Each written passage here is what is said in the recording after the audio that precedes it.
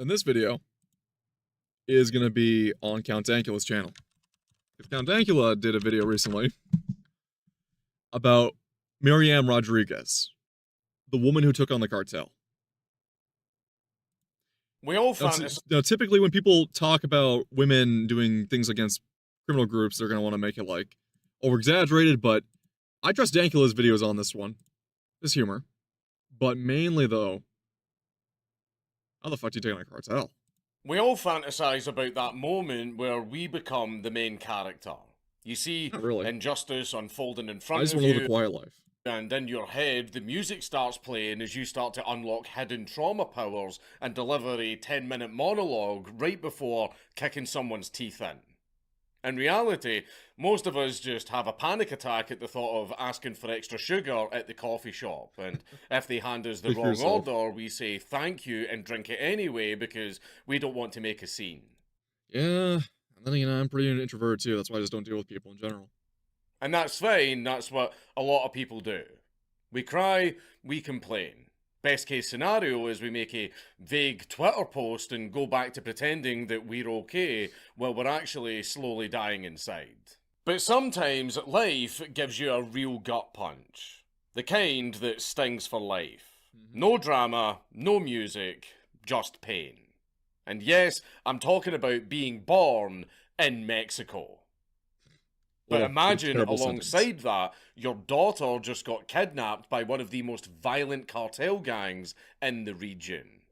The police are just a background decoration, and the government even more so. Are you supposed to just shut up, accept it, and just move on? Nope, you have your Liam Neeson Taken moment, and you hunt the fuckers down. Except in this case, it wasn't the girl's father. It was her mother. She changed their identity, collected names, and started hunting them down one by one. No training, no backup, no plot armor. Just a mother that decided she wanted revenge. And I'm going to warn you now, this is not a feel-good story. Oh, shit. There is no happy ending. And like we've had to say a good number of times on this channel, hell hath no fury like a woman scorned. Even more so when it's the wrath of a vengeful mother with nothing left to lose. That's gonna set someone off. And if you don't know about Hispanic women, the Hispanic mothers, as much as I rag on them, there are some that you do not fuck with. Miriam Rodriguez Martinez.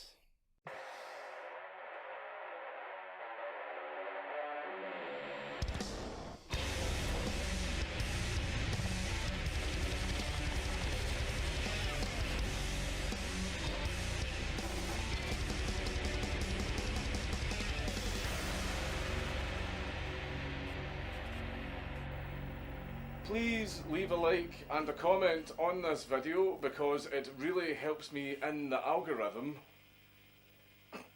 Oh, you thought you could sneak up on me?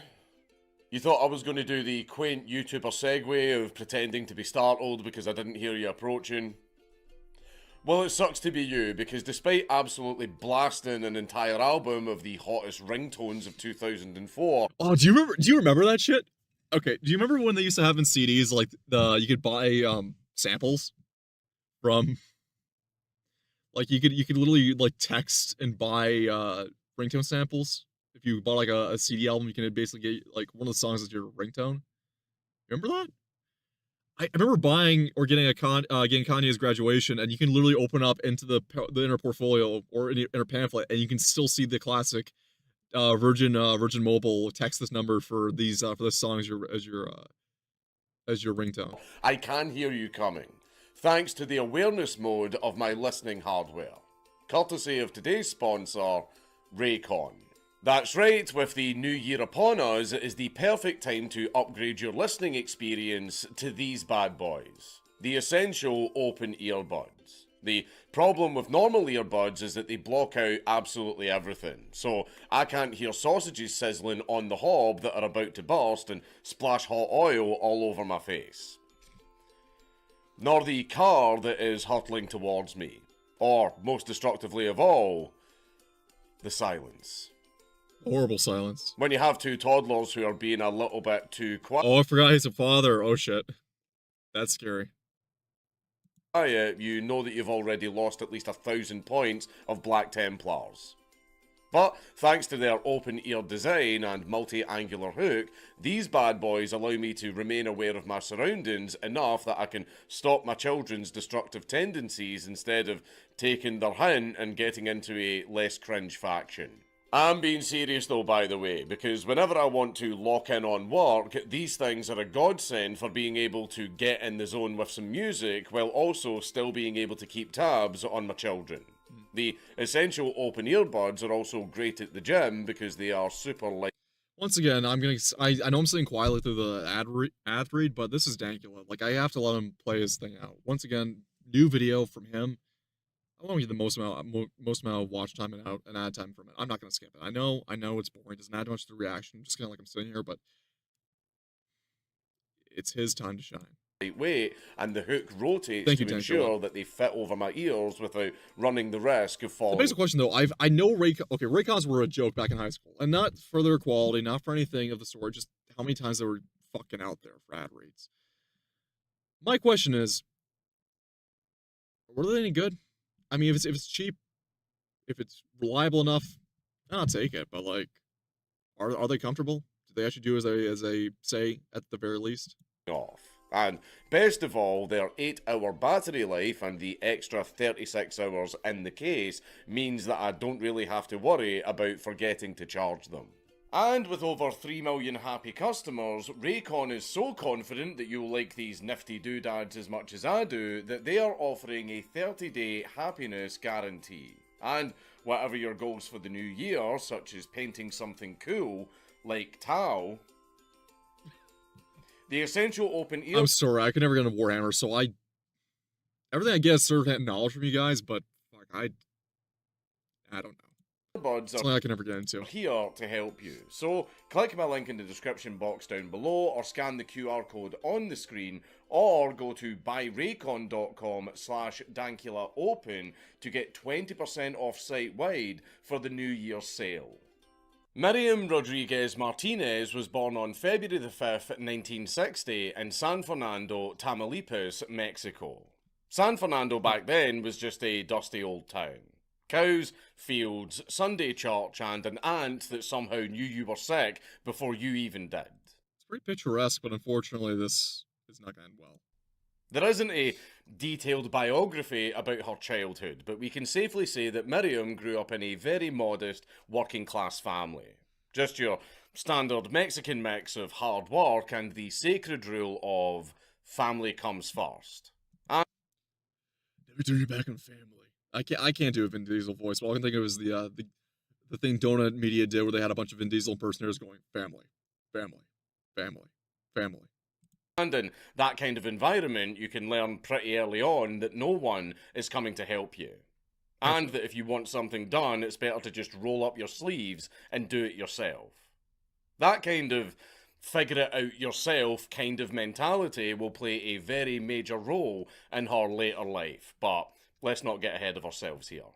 So, to fast forward a little bit, Miriam grows up, falls in love, and marries a man named Luis Salinas Castillo. And they start to build a life together the old-fashioned way.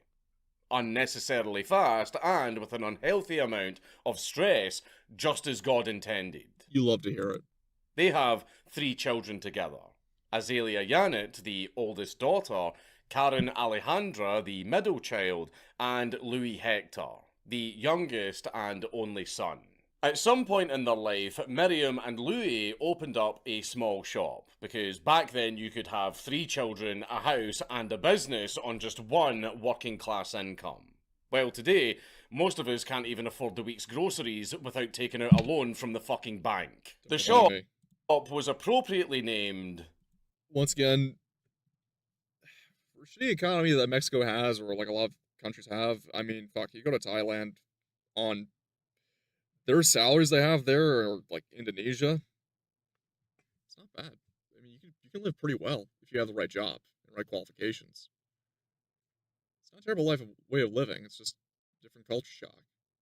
maybe a little less comfortable, but it's a culture shock. But you'll live life a bit better down there. And they're also developing pretty rapidly nowadays, so it's a golden era to go down and just change your scenery if you want to. Rodeo boots. And yeah, it was exactly what it sounds like.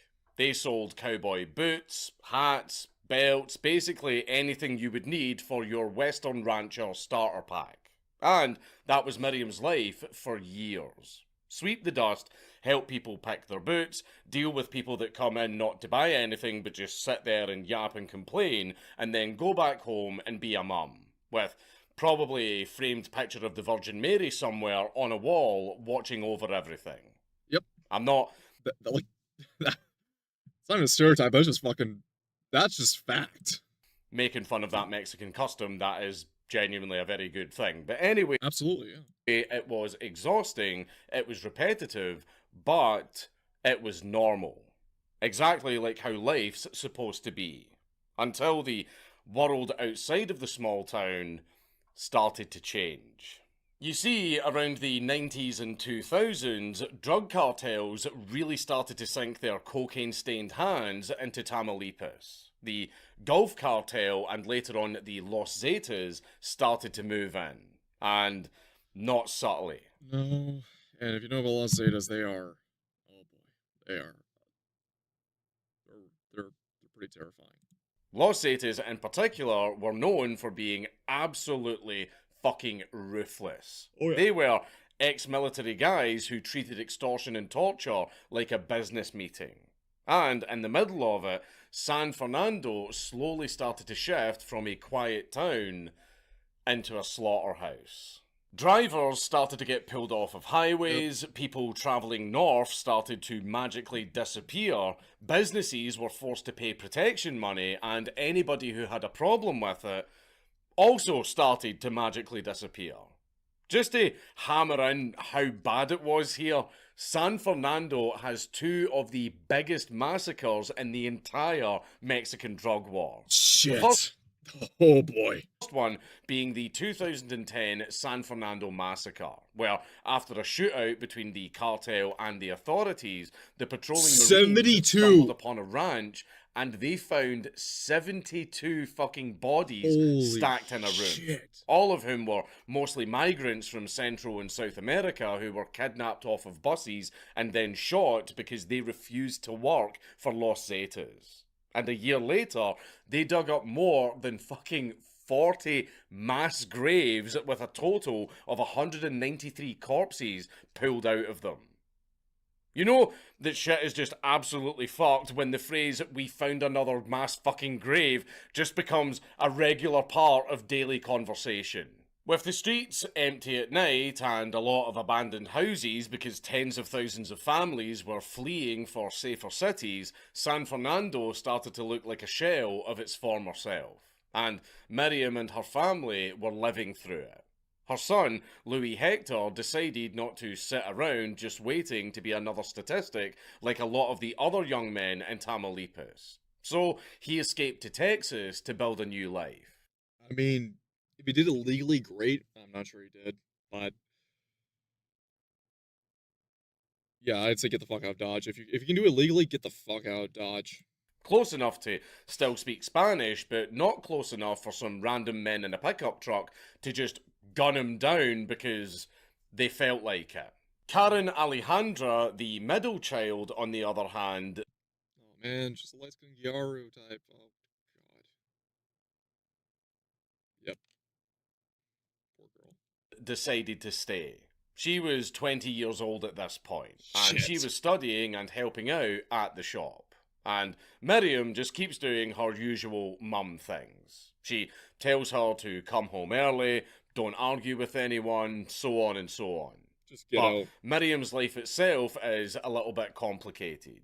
Her relationship with her husband, Louis Salinas, isn't exactly a fairy tale. And at one point, Maybe Charlemagne, maybe. Miriam even leaves for work in the United States to work as a nanny and a housekeeper so that she can send... I want to see the General Electric rotary go down south, considering how much they're fucking with San Antonio airspace. Not San Antonio. Was it San Antonio? or El Paso airspace right now. How much they're fucking with it with their little drones they're testing out down there. But yeah, and money back home. I gotta take a quick break. I'm sorry, I gotta go take a quick leaky break. Be right back, okay? Sorry, I was gonna go on a quick break for the sec, but yeah, we're back. Okay, let's get right back to it. But you could argue it was also partially to escape. Basically, the family at this point wasn't perfect. No. It was a little bit messy, but hey, whose family isn't? Meanwhile, things in the region just kept getting worse. I'd imagine there Kidnappings became so common that, and I shit you fucking not, the banks in Tamaulipas started to offer kidnap loans. Oh my god. A special kind of loan so that families could pay ransoms. Having your loved ones kidnapped was so fucking common that banks turned it into a fucking product. Shit. That is how fucking broken everything was. At one point, members of Los Zetas tried to kidnap Louis Salinas, Miriam's husband. And while most people in that situation would freeze and pray for the best, Miriam got into her car and started chasing after them, calling the army as she did. The soldiers showed up and actually managed to arrest the kidnappers. And that's why I mentioned the do-it-yourself mentality from an early age. Miriam was just wired differently from the start, because if someone goes for her family, you just fucked up. But courage alone doesn't create a shield. No. And this is where we're getting into the dark part. San Fernando was still San Fernando. January the 23rd of 2014 started just like any other day. No build-up or foreshadowing. Just an ordinary afternoon. Karen Alejandra, the middle child, was driving her pickup truck through town, either coming home from school or from the shop. It was just her driving her normal route that she's done 1,000 times before. Right. Then suddenly, 2 trucks pull up and box her in, armed men jump out and grab her, and then stuff her into the back of their truck and drive off. All of it happened in about 5 seconds. People might have seen it, but if they did, they pretended not to. By the time the dust had settled, Karen was gone. The kidnappers then took Karen... And based on the way the story's gonna go, I don't think he's making that out. ...to the Rodriguez home. Now, why did they take her to her own house? I really couldn't tell you for sure. Maybe because that was the fastest way to get off the streets and have a secure location, and they may or may not have known that the house was empty beforehand. Maybe it was so they could also rob the entire house while they were at it. Maybe it was calculated, or maybe it was just luck that nobody was home at the time. We don't actually have any fucking idea.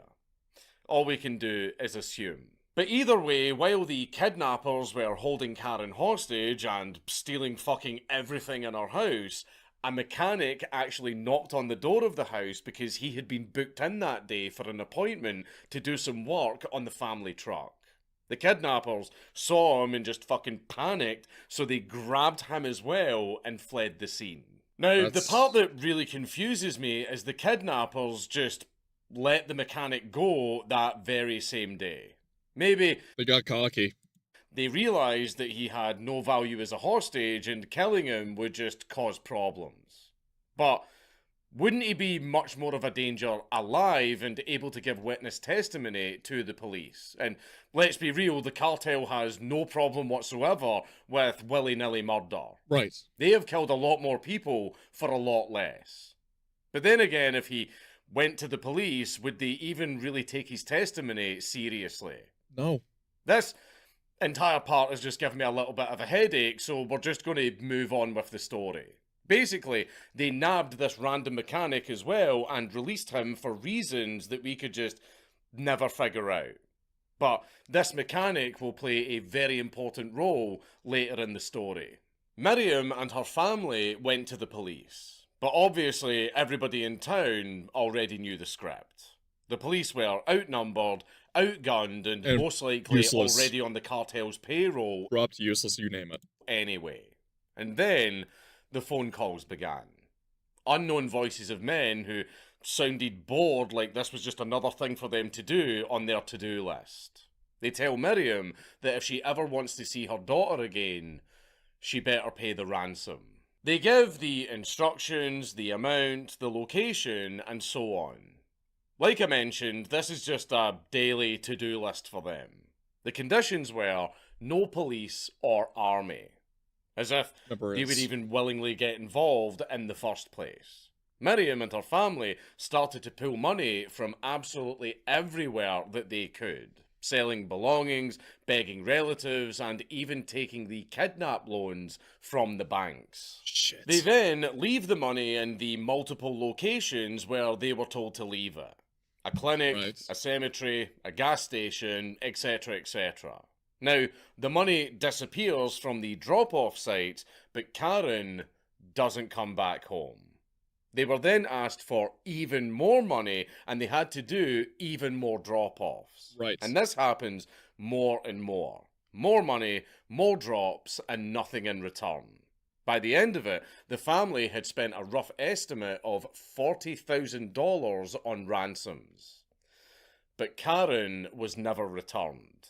It was obvious that the cartel were just trying to bleed as much money out of them as they possibly could, and Miriam had no idea if Karen was even still alive. The thing is, how much I've known about cartel stories, she's not. No. By that point, the panic and fear turned into something primal. And Miriam does what most people would never dare to do in that situation.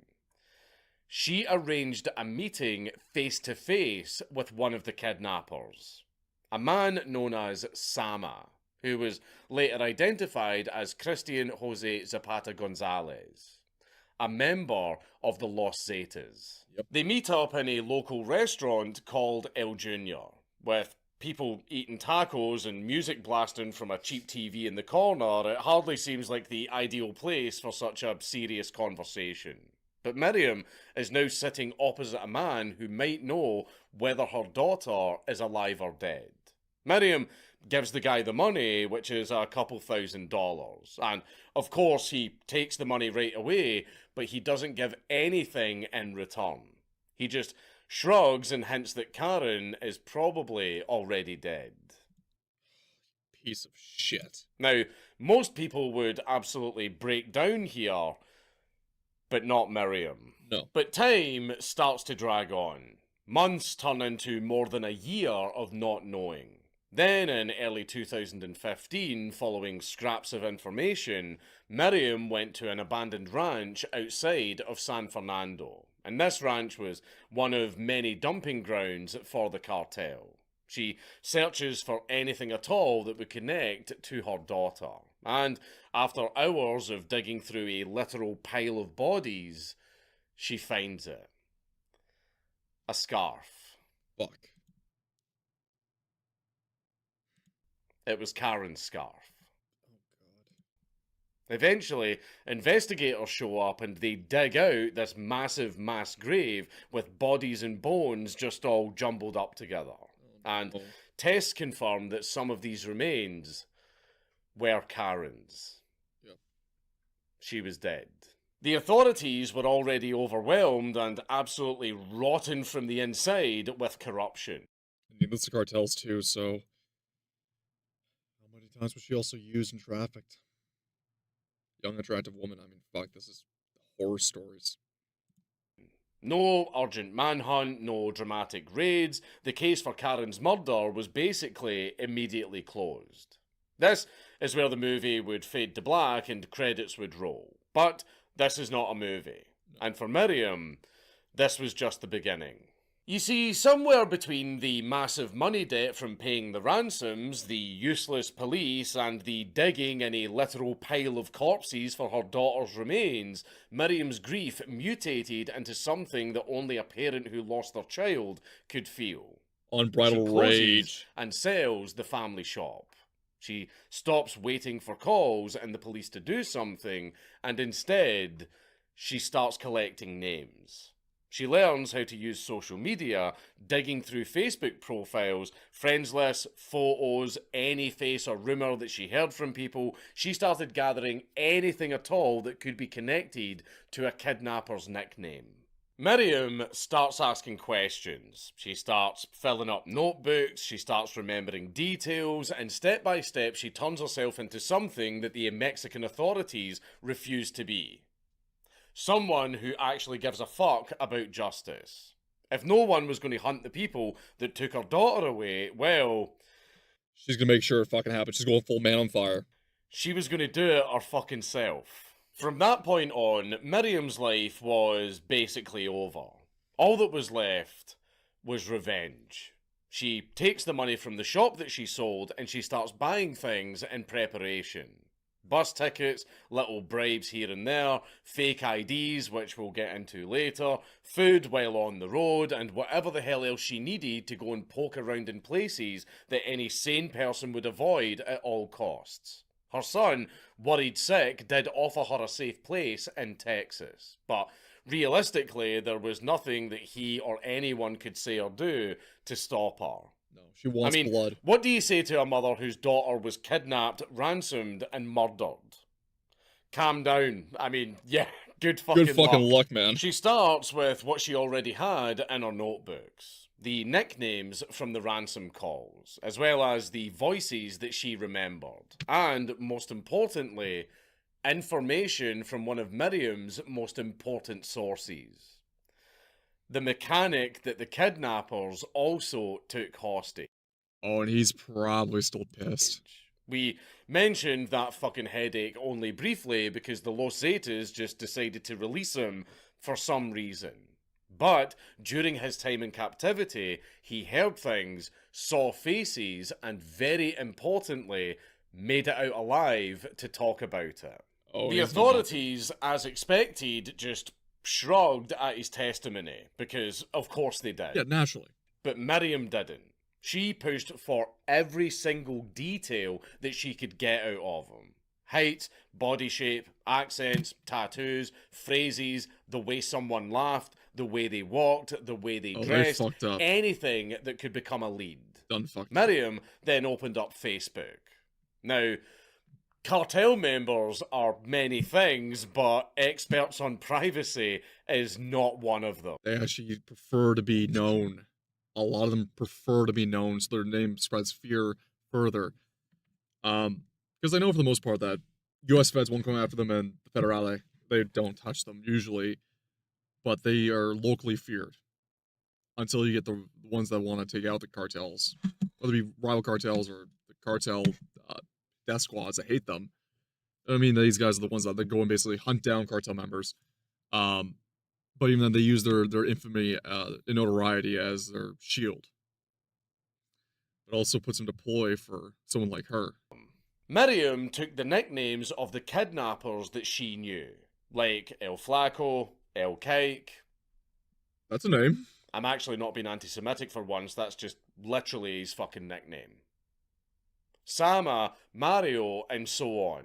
And she started hunting for social media profiles around San Fernando and nearby towns. She strolls through friends lists, checks who's tagging who's flashing money and guns, who's living in known Los Zetas neighborhoods, literally any lead that she could dig out. She did it so masterfully that she was like an FBI agent on a fucking Adderall bender. One guy that used to sell flowers was now posting photos with guns and stacks of cash. You fucking idiot. One girl that works at a butcher shop was constantly posting pictures with the same group of people. Some kid was suddenly wearing clothes that were way above his pay grade. And she knew. Absolutely everything was written down. Names, nicknames, family connections, jobs, addresses. Miriam's notebook basically became the NSA database of San Fernando. But at one point, just stalking them online wasn't enough. So she decided to get a little bit closer.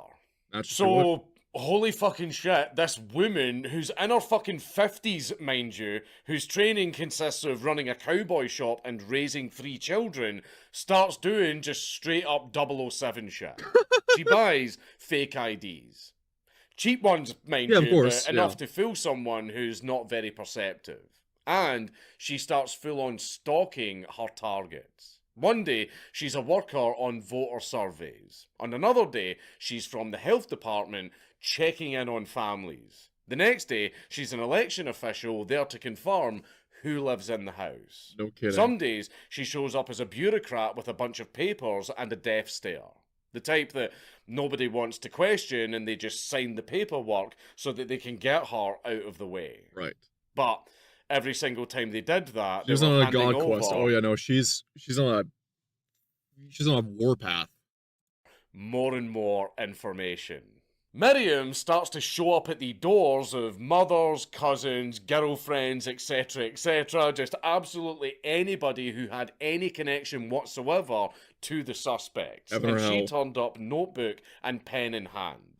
Good day, senor or senorita. I'm just updating some records. I'm with the survey office, so can you tell me who lives here, how old they are, where do they work, where are they from? And people would just Just out of either indifference, gullibility, and this ignores the families, so they don't think much of it. Or even the people themselves. So who the fuck's gonna touch me? Let's the broad no. can tell her all of this information, because who the fuck expects a lady in her 50s doing some surveys to be actually building a fucking kill list? At one point during Miriam's investigations, she started to carry a gun in her purse. Nice. Accounts differ on whether it was a real one or a prop one, but either way, it wasn't just for show. I also remember, isn't it? I don't think it was also probably one that was that large either. She was very perfectly aware that she was stalking people who chopped up bodies for a living. Yep. If something went wrong, worst case scenario, she at least had a small say in how it went down. So, after gathering enough information, it was time to tell. Miriam started to follow people. She watched who they were visiting, where and who they were drinking with, what bus they took, which girl stayed over at their house, and it wasn't just limited to San Fernando. She started travelling to towns all over Tamaulipas, sometimes all the way towards border cities, following any hint and any connection. It's very hard to confirm, but there were also accounts of her even following one suspect all the way to Texas. You know the scene in detective movies where they've got a giant corkboard in front of them with a bunch of pictures and a bunch of red strings connecting all of them? Well, that was Miriam. Yeah, she was on a warpath. She was once again, she doesn't matter. She's obsessed that she's got a bug underneath her skin. She needs to get rid of it. And at home, under a light bulb, chain smoking, surrounded by notebooks, drawing arrows and crossing lines. This nickname belongs to that face, this face is in this photo, and this photo was taken at this place, and this is the cousin who also works at this place, so on and so on. It was just an endless loop of shit connecting to shit connecting to shit. And so, over time, the group that had killed Miriam's daughter stopped just being a bunch of mysterious nicknames and rumours, and turned into a list of actual names connected to actual faces. And instead, she goes directly to people who at least were somewhat serious about fighting crime. People like the Marines and federal units, or just anyone with guns and a vague interest of actually doing their fucking job. One of the first big targets that she helped bring down was Sama, the very same bastard who sat across from her in El Jr. and took her money without telling her anything. She tracked him daily. She noted where he hangs out, who he was with, etc. And when she collected enough information, she passed that information on, and eventually he got picked up. Not as just some random thug, but as a murder suspect with a very, very vengeful mother attached to the files. Had a boy, had a girl. Under arrest and under pressure, Sama started singing like a canary. The worst thing you can do, and they do not take on like rats. And he started singing names. And with that, a domino effect started. El Mario, El Cake, the girl that worked at the butcher shop who actually secretly carried There's that name again. messages for the... Oh boy, there's that name.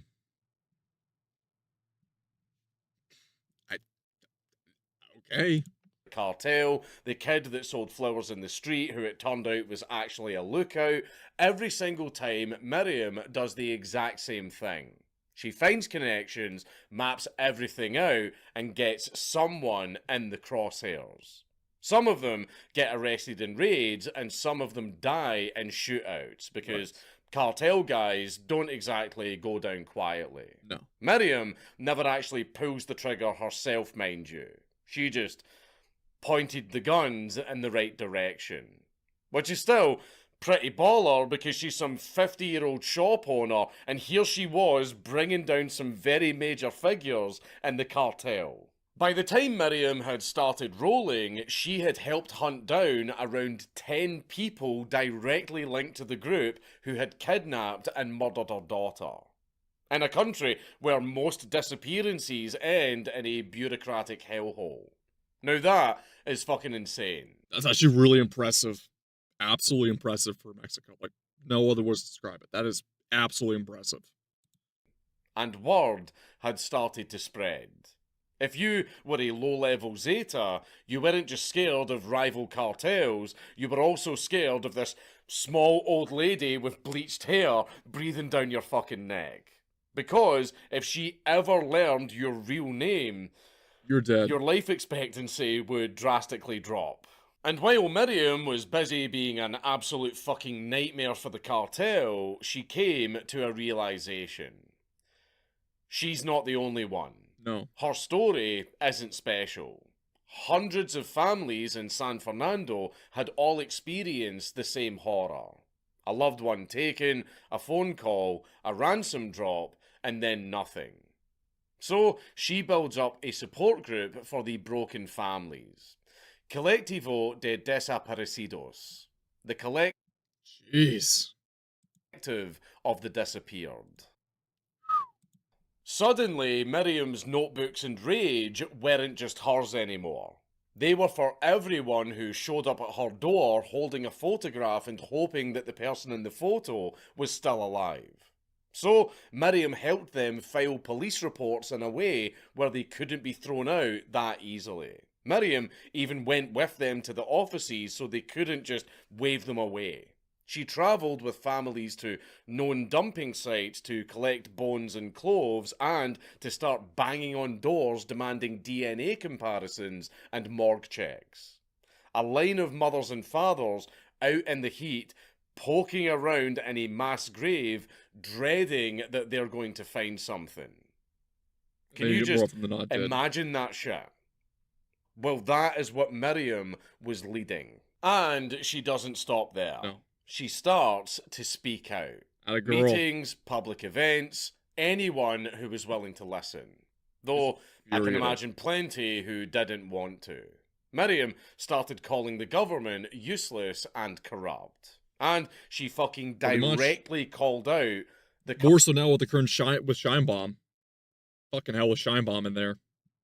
Someone has a fucking foreigner get into a position like that with a bunch of cartel support.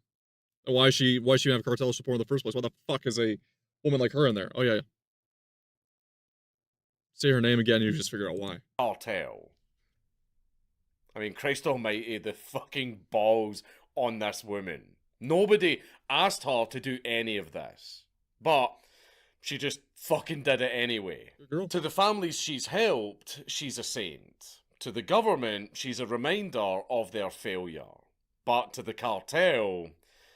she's a threat that had to be dealt with. And with every single arrest, she was just pissing them off more and more. The threats started to come in properly. Not just rumours and glances, real threats. Messages, phone calls, and cars that were following her for a little bit too long. Miriam asked the state for protection. And on paper, they said, of course, Miriam, don't worry, we will absolutely help you. Nope. In reality, that just meant the occasional patrol and a lot of fucking nothing else. Not very comforting, as you can imagine, when you've spent the last few years fucking up one of the most dangerous cartels in Mexico. Miriam's son was begging her to stop, and her friends were telling her to lay low. But honestly... What can scare her more than what she's already lived through? Oh, By yeah. early 2017, most of the Zetas group that had kidnapped and murdered Karen had been arrested or shot dead.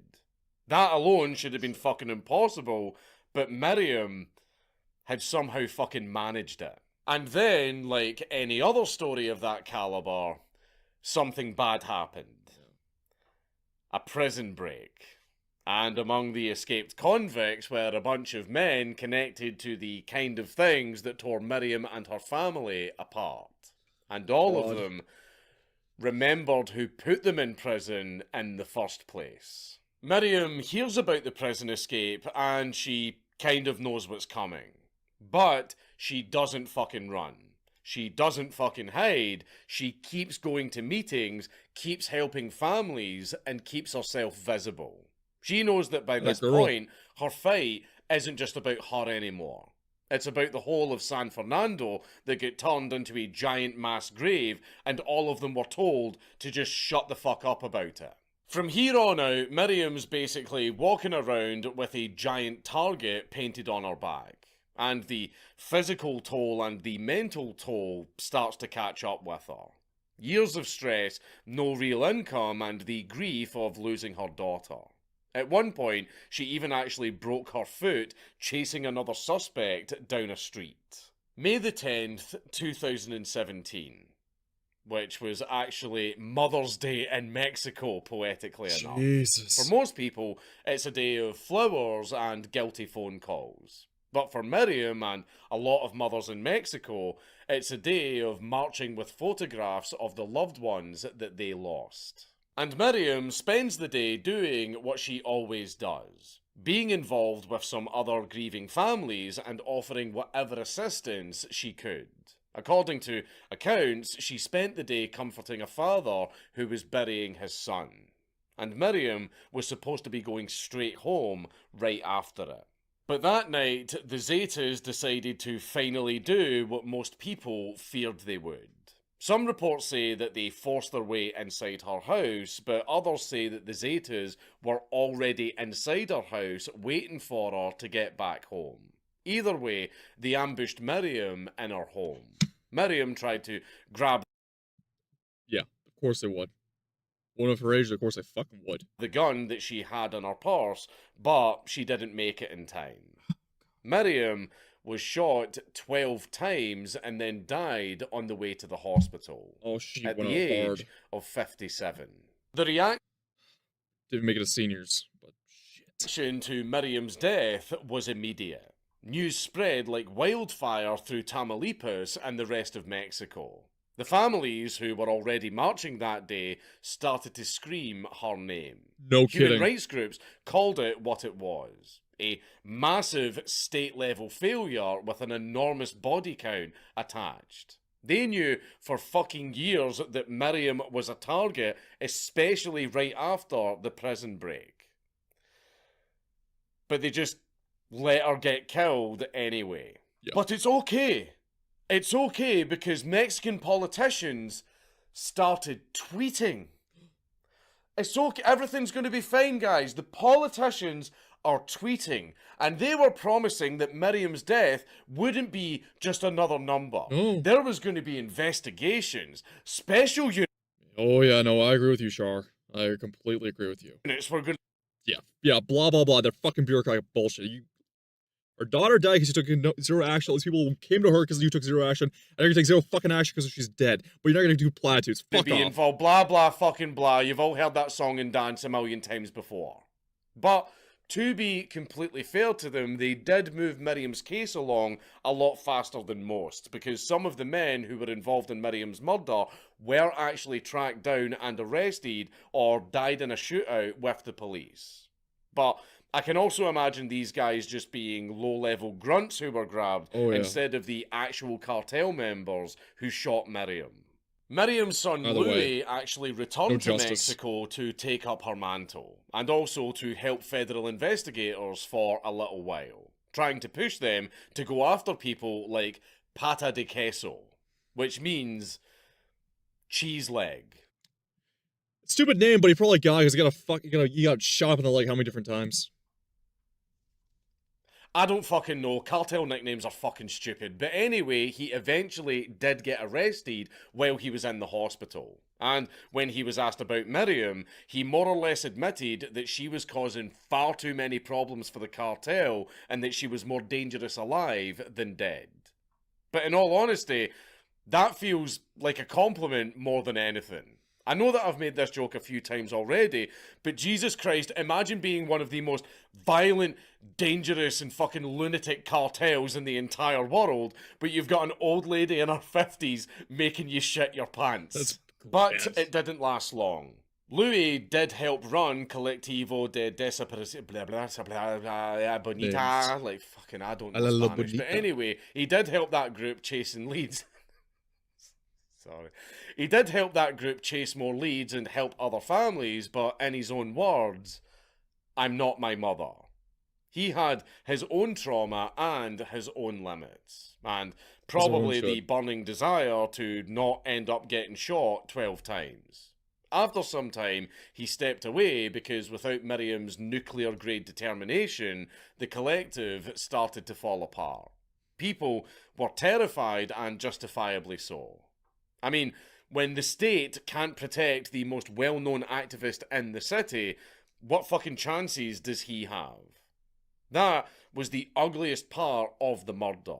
They didn't just kill Miriam, they killed her idea, by making everyone too terrified to speak out in support of her and her message. The state eventually slapped a memorial plate in the town plaza with Miriam's name on it. Well, that's gonna do jack shit for any of this. Because... Howdy, Sirius, did the Canadians stop bugging your internet? Oh, yeah, they fucking did. We got full internet back. I got an Ethernet cable running. We're all good now. That's the best they can do, apparently.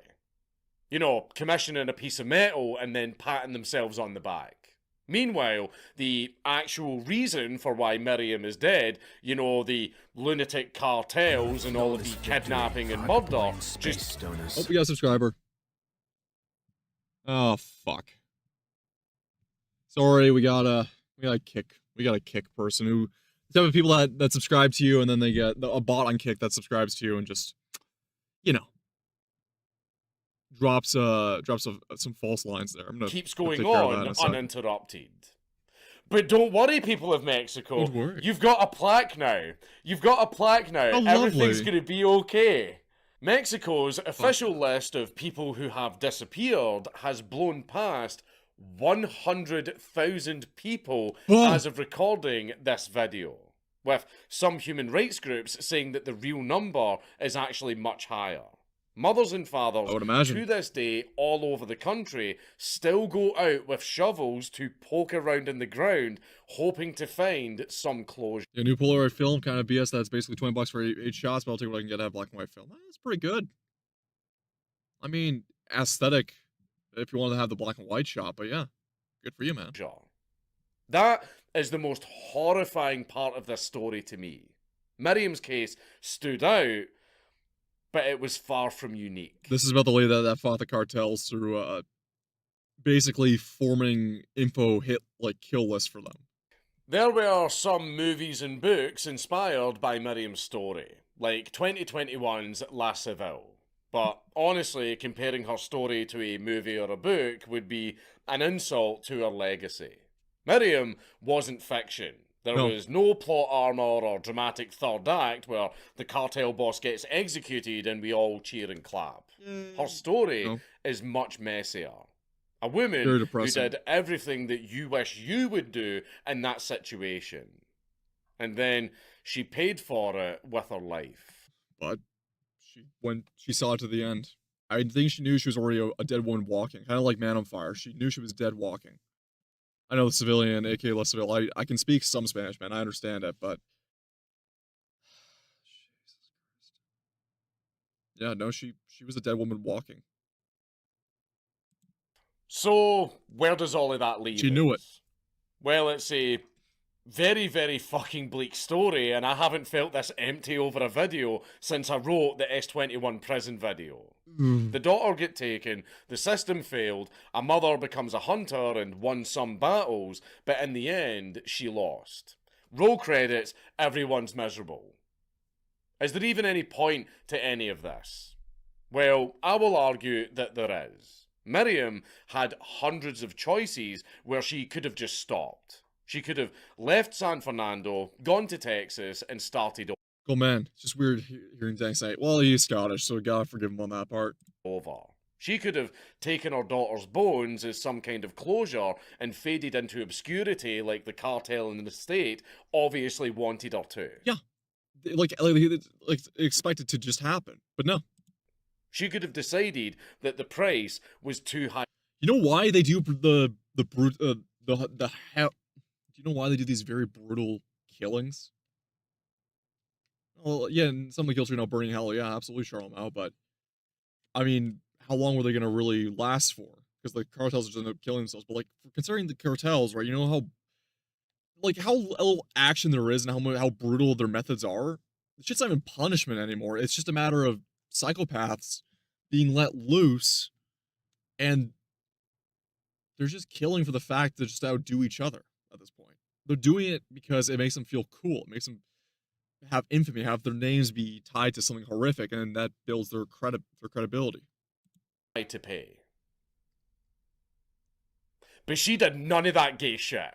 She turned her trauma into a fucking sword and made the cartel bleed, proving to her country that if you can't do nothing, you do what you can. She didn't have any training, she wasn't a cop or a politician, she was a shopkeeper with a fucking Facebook account, some fake IDs and some notebooks, as well as possibly a fake gun in her purse. And she still managed to track down and drag 10 of her daughter's killers with her. Did she fix Mexico? Like with Nelson Mandela, are you referring to the, yeah, if you're referring to the brutality of it all, yeah. No. Or Gandhi, yeah. Did she bring an end to the cartel? Also no. But she changed the lives of countless families and you're referring to like tying infamy to their name and they're just using like something like a long-lasting legacy, then fuck yeah, Mandela and Gandhi are in that same vein. Unfortunately, though, they get championed as civil rights heroes, despite the actual history of them being very muddied and being very dark. Where everybody told them to shut the fuck up and just deal with it. One single woman forced the cartel and the government to treat her like a threat. And that is why this story is so special. It's not about some chosen one battling the grand evil. It was about a normal, everyday, flawed woman who got handed the worst fucking thing in life and decided, no, you don't get to walk away from this unscathed. A girl. She didn't win the war, but she refused to go down quietly. Always go down swinging. A lot more respect. And that's I think the moral of the story is just always go down swinging. Take any chance you get. If you know you're gonna be dead on that point, go down swinging. Respectable than actually winning the war in my book. Now go out there and buy your mother some flowers and chocolates. She deserves it. It's Count Dankula on YouTube.